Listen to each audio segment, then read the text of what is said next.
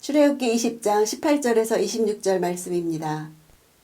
18절 19절 모든 백성들은 천둥과 번개를 보고 나팔 소리를 들으며 산의 자욱한 연기를 보고는 두려워 벌벌 떨었습니다.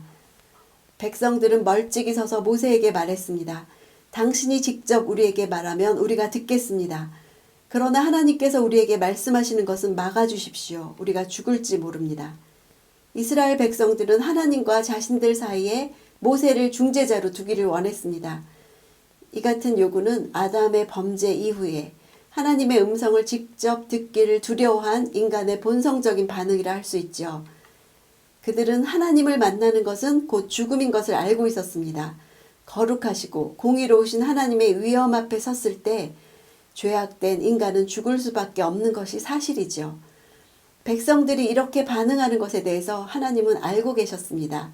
신명기 5장 28절에 너희가 내게 말하는 것을 여호와께서 들으시고 그분이 내게 말씀하셨다. 내가 이 백성들이 내게 하는 말을 들었다. 그들이 한 말이 옳다. 이 세상 문화에 영향받는 나에게 오늘 십계명을 들려주시는 이유는 무엇 때문일까요? 여호와께서 얼굴을 맞대고 말씀하셨다는 것은 인격 대 인격으로 주셨다는 뜻입니다. 나에게도 대면해서 인격적으로 말씀하십니까? 나도 말씀에 인격적으로 반응하나요?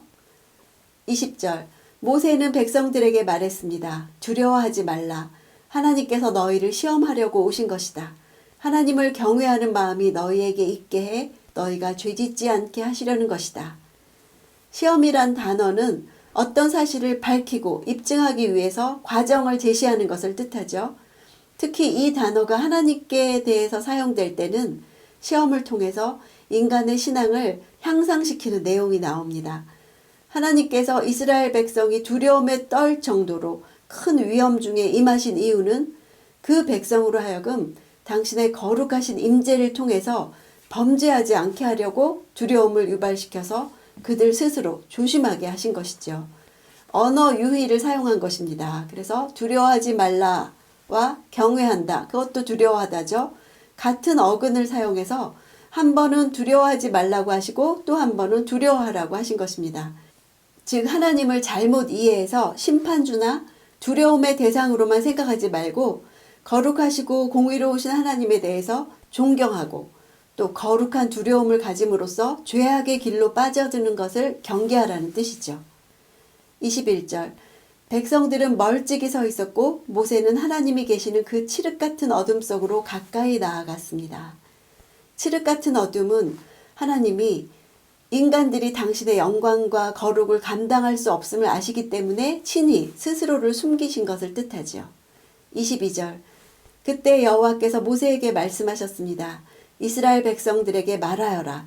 내가 하늘에서 너희에게 말하는 것을 너희가 직접 보았으니 이스라엘은 시내산에 강림하신 하나님의 영광을 구름 속에서 받고 그 구름 속에서 들려오는 하나님의 음성을 직접 들을 수 있었죠.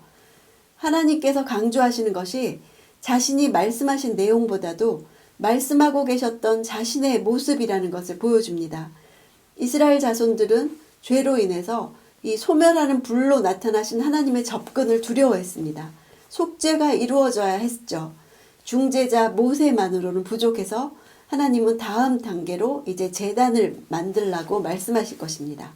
23절 너희는 나 외에는 어떤 다른 신도 만들지 말라. 너희를 위해 은이나 금으로 신상을 만들지 말라. 우상은 형상이 있지만 말을 하지 못하죠. 아무 능력이 없습니다. 하나님은 형상은 없지만 결정적으로 말씀을 하시죠.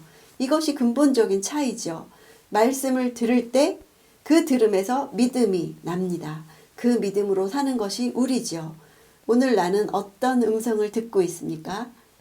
24절 나를 위해 땅에 제단을 만들고 그 위에 내 양과 소로 내 번제와 화목제를 드리라.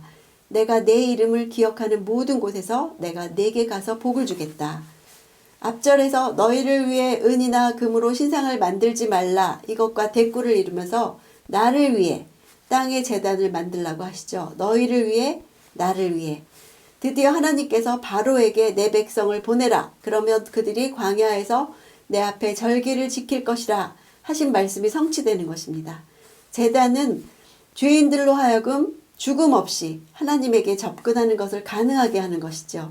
십계명을 주셨어도 실패할 인간을 아신 하나님께서 자기 공의를 충족시킬 방법을 준비하신 것입니다. 에덴에서는 제단이 필요 없었죠. 인간은 하나님의 형상을 따라서 무죄하게 창조되었기 때문에 제단이 필요 없었습니다. 제단에서 속죄할 죄가 없었기 때문에 두려움 없이 하나님 임재 앞에 나아가서 하나님과 직접 교제했죠. 25절 만약 내가 나를 위해 돌 제단을 만들려면 다듬어진 돌로는 하지 마라. 내가 도구를 사용하는 것은 그것을 더럽히는 것이다. 다듬어진 돌로 하지 말라는 것은 하나님과 화해하고자 하는 사람의 어떤 노력도 거절하시는 것입니다. 자신의 공력으로 만든 그 어떤 것을 손에 들고 하나님께 가져갈 수 없다는 것입니다.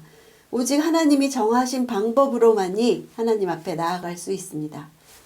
26절 또한 내 제단에 계단을 밟고 올라서는 일이 없도록 하라. 그렇지 않으면 내 하체가 그 위에서 드러날지 모른다. 계단은 낮은 데서 높은 데로 오를 때 부담을 피하기 위해서 만든 인간의 고안물이죠. 인간은 그가 만든 어떤 정거장 같은 것으로도 하나님께 올라갈 수 없습니다. 하나님이 죄인에게 원하시는 것은 흙과 같은 존재임을 알라는 것입니다. 하나님은 거기에서 우리를 만날 것입니다. 인간이 하나님께 올라갈 수 없을지라도 하나님은 죄인에게 내려오십니다. 하나님께로 올라가고자 하는 인간의 노력만으로도 인간은 그 자신의 부끄러움이 드러날 뿐입니다.